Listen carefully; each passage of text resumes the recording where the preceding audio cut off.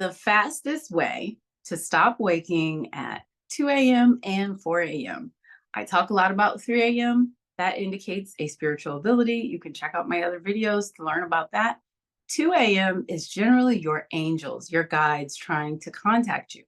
And you can either sit up and receive the message, or you can make time later in the day when it's convenient for you to receive the message and just say, hey guys, I will contact you later on after dinner or something like that. And they will respect your free will choice, but you have to state one.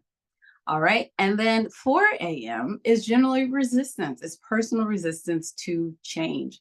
So either it's time to change something or you're already in the process. Sometimes it means you need to give yourself a little grace, move a little more slowly.